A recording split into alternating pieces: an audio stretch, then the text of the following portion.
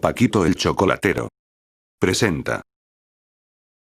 Si eres testigo de Jehová, debes saber esto.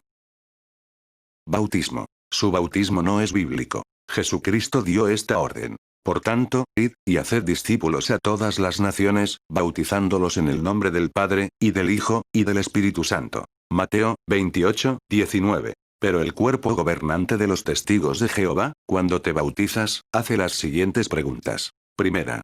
Por su fe en el sacrificio de Jesús, se ha arrepentido de sus pecados y se ha dedicado a Jehová para hacer su voluntad. Segunda.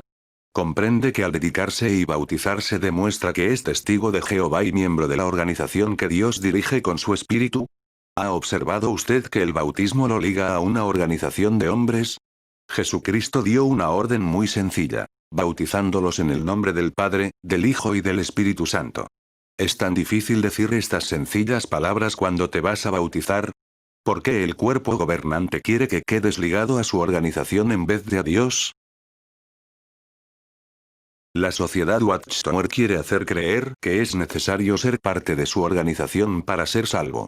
Es decir, la salvación depende de estar dentro de la organización que dirigen unos hombres llamados el cuerpo gobernante. Veamos un par de ejemplos. Hay que venir a la organización de Jehová para obtener la salvación. Atalaya 1 de julio de 1982. Para recibir vida eterna en el paraíso terrestre, tenemos que identificar a esa organización y servir a Dios formando parte de ella. Atalaya 1 de julio de 1983. En ese momento, las instrucciones que reciban de la organización de Jehová quizás no les parezcan aconsejables desde un punto de vista estratégico o humano. Pero todos nosotros debemos estar listos para obedecer todas las instrucciones que se nos den, nos parezcan o no prácticas, pues obedecerlas nos salvará la vida. Atalaya 15 de noviembre 2013. Entonces, la salvación de la humanidad cristiana, depende de estar dentro de esta organización y obedecer ciegamente a estos hombres llamados el cuerpo gobernante. Entonces yo te pregunto, testigo, ¿para qué sirvió el sacrificio de rescate de Jesucristo? Si la salvación depende de la obediencia a estos hombres, el sacrificio de Jesucristo no sirvió para nada. Pero, ¿qué dice la Biblia sobre la salvación? Veamos unos textos. Por eso, que nadie se jacte en los hombres. Porque todas las cosas les pertenecen a ustedes, sea Pablo, o Apolos, o Cefas, o el mundo, o la vida, o la muerte, o las cosas presentes, o las cosas venideras, todas las cosas les pertenecen. A su vez, ustedes pertenecen a Cristo. Cristo, a su vez, pertenece a Dios. 1 Corintios 3, 21, 23. Yo soy la puerta. Cualquiera que entra por mí será salvo. Juan 10, 9. Obtengan la salvación que hay en unión con Cristo Jesús junto con gloria eterna. 2 Timoteo 2, 10. Vamos a ver ahora un par de artículos de los muchos que existen de la época, que decían, el regreso de Jesucristo fue en 1874. Segunda venida de Cristo. 1874. La segunda venida de nuestro Señor en el final o la cosecha de la edad evangélica, que ocurre en el otoño de 1874, resulta ser en un punto de tiempo exactamente, paralelo, al tiempo de su primera venida, al final de la edad judía. Los ciclos del jubileo muestran que octubre de 1874 es la fecha del regreso de nuestro Señor. La hora de la cosecha, 1911. La profecía bíblica, muestra que el Señor iba a aparecer, por una segunda vez en el año 1874. Las profecías cumplidas muestran sin lugar a dudas, que Él sí apareció en 1874. Las profecías cumplidas también se pueden ver por los hechos físicos, y estos hechos son indiscutibles. Atalaya 1 de noviembre de 1922. Con el paso de los años, esta fecha fue cambiada a 1914. Segunda venida de Cristo se cambia a 1914. La profecía de la Biblia, completamente corroborada por los hechos físicos que se han cumplido, muestran que la segunda venida de Cristo fue desde el otoño del año 1914. ¿Qué cosa es la verdad? 1932. ¿Conocía usted esta información, o se la han ocultado? ¿Hablan de esto en el estudio de la Atalaya, o cuando le hicieron el estudio bíblico? Armagedón será en 1914. ¿Sabía usted, testigo de Jehová, que durante muchos años se dijo que Armagedón vendría en 1914? El fin del Armagedón. La batalla del gran día del Dios Todopoderoso, la fecha del final de esa batalla está marcada categóricamente en las Escrituras, octubre de 1914. Ya está en progreso, su comienzo fue en octubre de 1874. Atalaya 15 de enero de 1892. Periódico de la época donde Charles Taze Russell predice el fin del mundo en 1914. ¿Por qué oculta todo esto, el cuerpo gobernante de los testigos de Jehová? ¿Recuerda usted que predijeron el fin para 1914? Pues otra vez, al pasar el tiempo, escriben artículos cambiando los conceptos. Ahora, en 1993 decían que 1914 era el tiempo del principio del fin. Véalo usted mismo. Los testigos de Jehová siempre han explicado con las escrituras que en el año 1914 comenzó el tiempo del fin de este mundo, y que se acerca el día del juicio y de la destrucción de los hombres impíos. Atalaya 15 de agosto de 1993. La generación. Otro término que ha ido cambiando a lo largo del tiempo, sería, la generación. Según la Atalaya, la generación empezó en el año 1878 y terminaría sobre 1914. Veámoslo. Dado que el maestro dijo, cuando ustedes vean todas estas cosas, y dado que la señal del Hijo del Hombre en el cielo, y el árbol de higos brotando, y el juntar de los elegidos se cuentan como parte de las señales, no sería inconsistente considerar que la generación va desde 1878 a 1914, 36 años y medio, aproximadamente el promedio de la vida humana hoy. Estudios en las Escrituras, el Día de la Venganza edición de 1897. Como el año 1914, llegó y se marchó sin que se cumpliera lo que predijeron, el término generación fue modificado. Ahora la generación empieza en 1914. En verdad les digo que de ningún modo pasará esta generación hasta que sucedan todas estas cosas. El significado real de estas palabras, es, sin lugar a dudas, que aquello que toma una generación en el sentido regular, tal como en Marcos 8, 12 y Hechos 13, 36, o para aquellos que están vivos en el período mencionado. Así que iba a ser en esta generación que los juicios acumulados iban a ocurrir. Esto entonces significa que desde 1914, no pasará una generación hasta que todo se cumpla, y en medio de un tiempo de gran tribulación. Atalaya, 1 de julio de 1951, página 404. Afirmaron una y otra vez que la generación que vio los acontecimientos de 1914 no pasaría sin que llegara Armagedón. Algunos de la generación que discernió el principio del tiempo del fin en 1914 aún estarán vivos en la tierra para presenciar el fin de este inicuo sistema de cosas actual en la batalla del Armagedón. Atalaya 15 de septiembre de 1968. Aquí vemos una atalaya de los años 80, diciendo bien claro, que la generación no pasará. Pero sí pasó, al igual que la generación de 1878 a 1914. Tras esto, el cuerpo gobernante de los testigos de Jehová, ¿pidió perdón por sus falsas profecías? No. ¿Se da usted cuenta, que dicen bien claro, que algunos aún estarán vivos para presenciar el fin? Veamos ahora, cómo nuevamente cambian los términos, engañando a los testigos nuevamente. Alguien que vio la señal y comprendió su significado fue el hermano Frederick Franz. El hermano Franz nació en 1893 y se bautizó en noviembre de 1913. De modo que, como ungido del Señor, en 1914 vio la señal y comprendió su significado.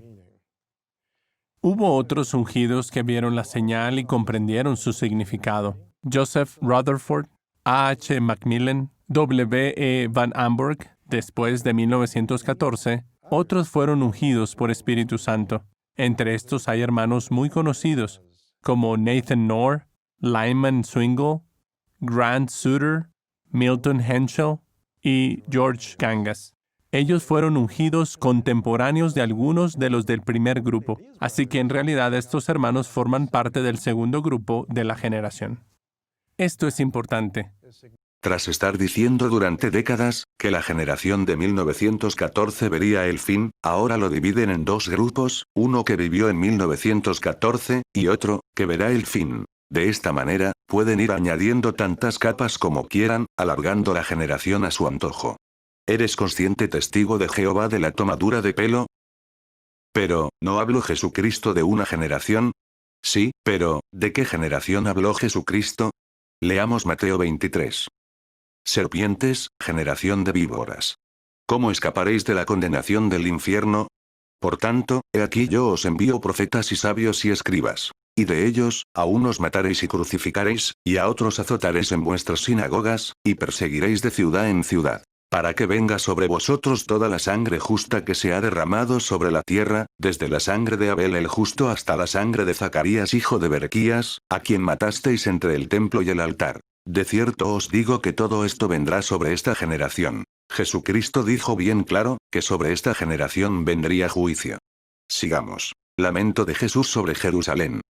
Jerusalén, Jerusalén, que matas a los profetas, y apedreas a los que te son enviados. ¿Cuántas veces quise juntar a tus hijos, como la gallina junta sus polluelos debajo de las alas, y no quisiste? He aquí vuestra casa os es dejada desierta. Si prestamos atención a las palabras de Jesucristo, repararemos en las palabras, observaremos que van dirigidas al pueblo de Israel, para que venga sobre vosotros toda la sangre justa que se ha derramado sobre la tierra. Después pasa al capítulo 24 de Mateo, donde Jesucristo vuelve a mencionar la generación en el versículo 34. De cierto os digo, que no pasará esta generación hasta que todo esto acontezca. ¿A quién iban dirigidas estas palabras? A los de Judea. Sigamos. Por tanto, cuando veáis en el lugar santo la abominación desoladora de que habló el profeta Daniel, el que lee, entienda, entonces los que estén en Judea, huyan a los montes. El que esté en la azotea, no descienda para tomar algo de su casa. Y el que esté en el campo, no vuelva atrás para tomar su capa. Mas ay de las que estén encintas, y de las que críen en aquellos días. Orad, pues, que vuestra huida no sea en invierno ni en día de reposo. En el Evangelio de Lucas, podemos encontrar información adicional que no nos da Mateo. Leemos. Lucas 21. Pero cuando viereis a Jerusalén rodeada de ejércitos, sabed entonces que su destrucción ha llegado. Entonces los que estén en Judea, huyan a los montes. Y los que en medio de ella, váyanse. Y los que estén en los campos, no entren en ella. Porque estos son días de retribución, para que se cumplan todas las cosas que están escritas. Mas ay de las que estén encintas, y de las que críen en aquellos días. Porque habrá gran calamidad en la tierra, e ira sobre este pueblo. Aquí tenemos la generación de la que habló Jesucristo. Esta generación sufrió un juicio adverso de parte de Dios, por no haber aceptado a su Hijo Jesucristo y haberlo matado. En el año 70 era común, no quedó piedra sobre piedra del templo de Jerusalén. Otra doctrina particular, que enseña el cuerpo gobernante de los testigos, sería, la Cena del Señor. La conmemoración de la muerte del Señor. Según el cuerpo gobernante, solo ellos pueden participar de comer y beber el pan y el vino representativos. Veamos. Ahora bien, ustedes son los que en mis pruebas se han mantenido a mi lado, y yo hago un pacto con ustedes para un reino, así como mi Padre ha hecho un pacto conmigo, para que coman y beban a mi mesa en mi reino, y se sienten en tronos para juzgar a las 12 tribus de Israel.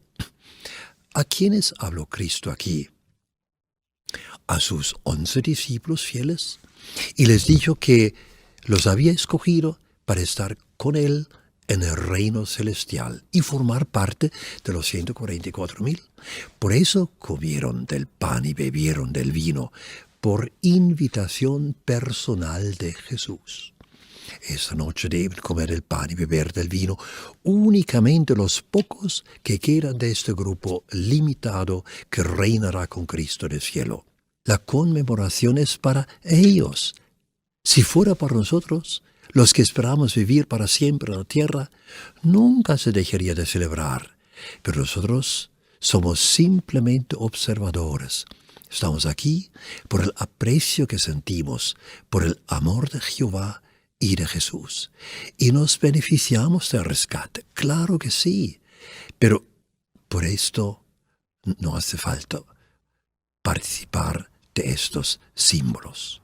Cena del Señor. Veamos ahora lo que dice la Biblia. Vayamos a Lucas 22 y veamos lo que dijo Jesús a sus discípulos. Repare con cuidado en sus palabras.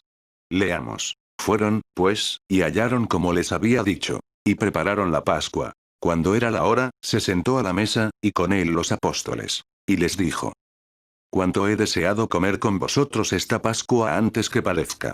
Porque os digo que no la comeré más, hasta que se cumpla en el reino de Dios. y habiendo tomado la copa, dio gracias, y dijo: Tomad esto, y repartidlo entre vosotros. Porque os digo que no beberé más del fruto de la vid, hasta que el reino de Dios venga. Y tomó el pan y dio gracias, y lo partió y les dio, diciendo: Esto es mi cuerpo, que por vosotros es dado. Haced esto en memoria de mí. De igual manera, después que hubo cenado, tomó la copa, diciendo: Esta copa es el nuevo pacto en mi sangre, que por vosotros se derrama.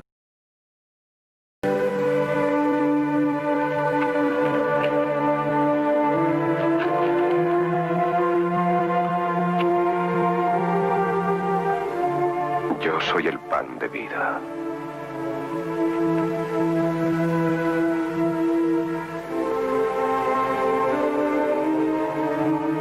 Quien comiere de este pan, vivirá eternamente.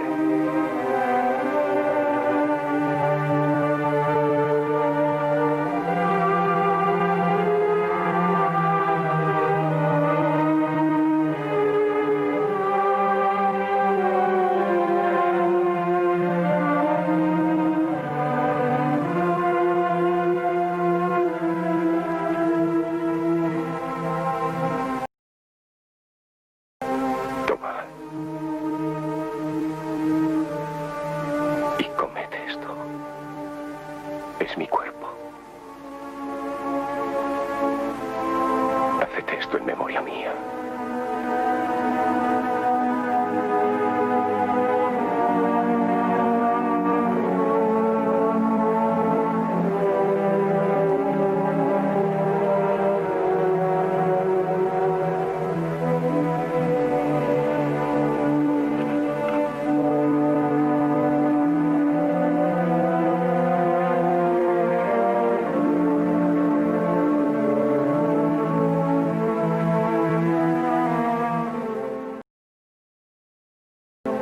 Este cáliz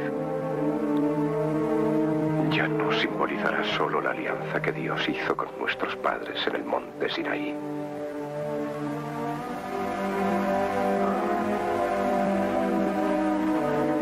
Esta es mi sangre. La sangre de la nueva alianza que será derramada por muchos. ¿Te das cuenta, testigo, que Jesucristo dijo: Hagan esto en memoria de mí? Pero el cuerpo gobernante dice: No lo hagan. ¿Quieres más pruebas de la importancia que es comer y beber del pan y del vino? Leamos el Evangelio de Juan capítulo 6. Este es el pan que desciende del cielo, para que el que de él come, no muera. Yo soy el pan vivo que descendió del cielo. Si alguno comiere de este pan, vivirá para siempre. Y el pan que yo daré es mi carne, la cual yo daré por la vida del mundo. Entonces los judíos contendían entre sí, diciendo: ¿Cómo puede éste darnos a comer su carne? Jesús les dijo: de cierto os digo, si no coméis la carne del Hijo del Hombre, y bebéis su sangre, no tenéis vida en vosotros. El que come mi carne y bebe mi sangre, tiene vida eterna. Y yo le resucitaré en el día postrero. Porque mi carne es verdadera comida, y mi sangre es verdadera bebida. El que come mi carne y bebe mi sangre, en mí permanece, y yo en él. Como me envió el Padre viviente, y yo vivo por el Padre, asimismo el que me come, él también vivirá por mí. Este es el pan que descendió del cielo. No como vuestros padres comieron el maná, y murieron. El que come de este pan, vivirá eternamente. Estas cosas dijo en la sinagoga, enseñando en Capernaum. ¿Has reparado en las palabras de Jesucristo? Leamos de nuevo un par de textos. Si no coméis la carne del Hijo del Hombre, y bebéis su sangre, no tenéis vida en vosotros. El que come mi carne y bebe mi sangre, tiene vida eterna. Y yo le resucitaré en el último día. El que come mi carne y bebe mi sangre, en mí permanece, y yo en él. Estas palabras las dijo a todos los que estaban en la sinagoga, no solo a los discípulos. Estas cosas dijo en la sinagoga, enseñando en Capernaum. Se puede expandir más la información sobre la cena del Señor, pero tengo un vídeo exclusivo de este tema, así que dejaré abajo el enlace. Cerramos este tema con un texto. 1 Corintios 11. 26. Cada vez que coman de este pan y beban de este vino, estarán anunciando la muerte del Señor hasta que Él regrese. La Watchtower estuvo 10 años afiliada a la ONU. El cuerpo gobernante escribe artículos en sus revistas y libros diciendo que la ONU es una institución satánica. La llama la bestia salvaje. Cuando un periodista descubrió su afiliación a la ONU, escribió un artículo denunciando su hipocresía. Al mes siguiente la Watchtower se dio de baja. Ahora quiero que vean a este telepredicador. Now he's confessed to a moral mistake, and he's pulling away from the pulpit for a while. I have sinned against you, my Lord. El cuerpo gobernante apoyó a un telepredicador llamado Jimmy Swaggart. Este telepredicador no pagaba impuestos, se acogía a su prerrogativa de religioso para no pagar. El estado de California lo demandó.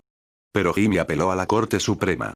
¿Sabéis quién se presentó a la corte en apoyo de este telepredicador? La Watchtower. Junio 22 de 1989, la sociedad Watchtower entabla una petición amicus curiae, amigo de la corte. Esta expresión latina significa que la sociedad tenía un interés común con los ministros de Jimmy Swaggart, una religión diferente, y decide coadyuvarlos en la demanda, ante la Corte Suprema en el caso de Jimmy Swaggart. ¿Te das cuenta, testigo, de la gran hipocresía del cuerpo gobernante? ¿Por qué la sociedad Watchtower cambió su programa de distribución de literatura en 1990, eliminando los precios fijados para los números de literatura? Los testigos de Jehová creen que el cuerpo gobernante instauró un arreglo simplificado. Muy pocos saben que la verdadera razón radica en la pérdida de un caso ante la corte por parte del ministro Jimmy Swaggart. Como la literatura debía sufragarse por medio de donaciones, el cuerpo gobernante ideó un sistema para asegurarse que las arcas siguieran llenas. Dio paso a nombramientos de ancianos y siervos ministeriales. Al haber muchos nombramientos, hermanos que llevan la delantera, estos están obligados a donar suficiente dinero para cubrir el costo de la literatura enviada a las congregaciones. En una carta enviada a los cuerpos de ancianos podemos verlo claro. Ocultan a abusadores de menores y violadores dentro de las congregaciones. Las políticas del cuerpo gobernante relacionadas con los abusadores de menores y violadores ha sido escandalosa. Miles de niños han sufrido abusos dentro de las congregaciones. El cuerpo gobernante ha preferido reprimir a las víctimas y acallarlas para no manchar la reputación de la Watchtower. Al mismo tiempo niegan esta realidad diciendo que todo es mentira. Que son los hombres malvados, apóstatas, que se lo inventan para manchar su buena reputación. Veamos lo que dice el cuerpo gobernante y veamos los testimonios de las víctimas. Hoy día, los hombres malvados e impostores usan exactamente las mismas tácticas, y cada vez nos atacarán más. Dicen mentiras y tergiversan las cosas. Mienten sobre cómo tratamos a quienes han cometido abuso de menores y a las víctimas de esos abusos. Taken advantage of by a man in the congregation. He was really close to the family, so they trusted him. But my mother suspected something was up, something was wrong, so she asked me and then went to the elders. When I confirmed that, they told her, it's in God's hands now. Don't speak about it. We'll look into it and we'll do something about it. And they didn't want us to talk about it for fear of, again, Satan, the devil, trying to attack the one true religion. So nothing happened. And a few years later, it happened again with a different man. And they said the same thing. Don't speak about it. It's in God's hands, and they'll take care of it. So these two men I had to grow up with, staring at as abusers.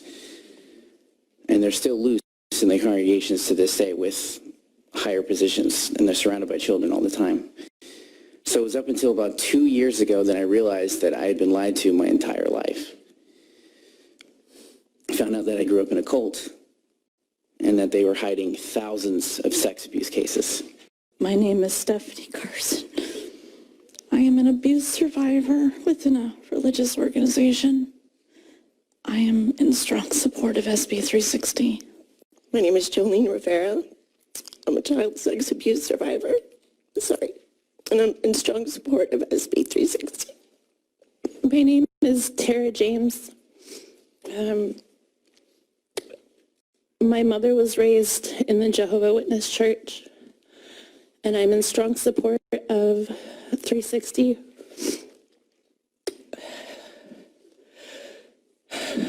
The world needs to change, guys. And it changes with this. My name is Mary Hyatt. I was sexually harassed by an elder. This is my first time speaking in public, and it's scary. And I support 360 bill. Thank you. Or, have any thoughts about that. And so I brought it up saying I couldn't believe that you read me this scripture saying that it was my fault. And they said, oh, well, that wasn't to minimize what happened to you, but we were just making the point that this is how things should be. It's totally contradicting themselves, saying this wasn't minimizing what happened to you, but at the same time, this was your responsibility to do this. And I don't know how much of that you've seen in the Watchtowers or how much that you know about, but as far as how they've changed that rule on the whole screaming thing several times. Well, I just talked to my mom just about a month or two ago about that very thing, because she always wants to say, this wasn't the society, Amy, these brothers made a mistake. These are just imperfect men, and they're doing the best that they could, and they just made a bad choice. And I said, that is so absolutely not true. They went right by Watchtower standards. I mean, they followed it by the book. This was how they were supposed to handle someone like me. And she said, oh, no, that's not true. And I said, yeah, it is. I said, it was just my bad luck that I got raped a bad year, because had it been 5 years or 10 years earlier, the same outcome wouldn't have happened. So it is. And they've probably changed it about every 10 years or so, I'd say. It seems to me. At the same time, you want it back because it's all you know, but at the same time, you're so angry and hate what they did to you and how they could just turn their back on you, and these people who claim that they loved you, and only under certain conditions. I mean, yeah, if you follow all the rules and you behave and you be a little submissive woman that we want you to be, sure, we'll love you. I was told that not to really bother praying anymore, because now that I was this fellowship, Jehovah wouldn't listen to my prayers. So not only had they taken away God, I mean, they took God away from me. They said, you don't talk to him because he's not going to listen to you. That, to me, was, I mean, they can take God away from you. I mean, nobody should ever be able to take that relationship away from you. And I went out to my car to clean it out, and I found this pamphlet, and I read it, and for the first time in my whole life, it was like literally like these witness goggles, like these blinds came off my, I saw clarity like I'd never seen it. It was a turning point. I'll never forget it for the rest of my life. It was that clear. Like, it's like I'd been living in this fog for the first 19 years of my life, and all of a sudden I just saw this for what it was. De la familia, sus nietos eran amigos míos, sus hijas y hijos eran amigos de mis padres. Bueno, yo subía siempre a jugar con los nietos y demás. Y bueno, una de las veces ya me acuerdo que salió en el albornoz de la ducha, se abrió la bata, estaba desnudo, me apoyó en la pierna. Y pues bueno, claro, yo vi todo y entonces empezó como a besarme la boca y yo me retiré. Bueno, lo callé, fueron habiendo cosas parecidas, y lo último que yo más recuerdo, así ya lo más fuerte que yo recuerdo, que fue cuando ya dije se acabó y lo conté todo, fue una vez que yo fui a... Bueno, mi padre me había regalado unos patines y yo quería subir a enseñárselos a su nieta, la nieta de este hombre. Se puso detrás mío, bueno, empezó a tocarme, me introdujo los dedos en la vagina, me hizo bastante daño, me estuvo chupando la cara, dándome besos, y claro, yo estaba pues paralizada porque no sabía qué hacer en ese momento. Cuando una persona adulta, tú te quedas que grito, o sea, yo entré como en pánico, pero en pánico de que te quedas un poco pues rígido, ¿no? Eres un niño y no sabes cómo reaccionar tampoco. Yo lo siguiente que recuerdo es pues pasar noches, bueno, con ansiedad, se me empezó a caer el pelo y bastante mal que sí que era cierto lo que yo había contado, y que menos mal que lo había contado, porque si no sabe lo que hubiera acabado haciendo conmigo. O sea, que hubiera llegado a mucho más y que no sabe lo que hubiera acabado haciendo conmigo, ¿no? Yo tuve que ir como unas 5 o 6 veces a unos comités en casa de un anciano, donde estaban 5 hombres alrededor mío, con mi abusador enfrente sentado, yo con 7 años sentada en un sofá, mis padres a cada lado, y que yo contara lo que se me había hecho con él delante. Yo agachaba la cabeza y lloraba, no quería verlo ahí, no quería estar ahí, y a mí cuando ya salió todo, lo que se me dijo fue que yo no podía contar nada, porque si no Dios me iba a castigar y no iba a ir al paraíso, o sea, que no lo contara a nadie. Mis padres seguían hablando con él, seguían saludándole, yo tenía que saludarlo, darle la mano, o sea, como si no hubiera pasado nada. Él me hizo daño, él fue el causante de una parte de mi trauma, pero la otra parte fue la religión, en sí la organización, porque fue bajo los mandatos de ellos. From the time she was 10 until she turned 13, Heidi, a Jehovah's Witness, says she was molested by a member of her congregation. Finally, she turned to the leaders of her faith. You went to the elders, and what did they say? They asked me, do you think this could be just a misunderstanding?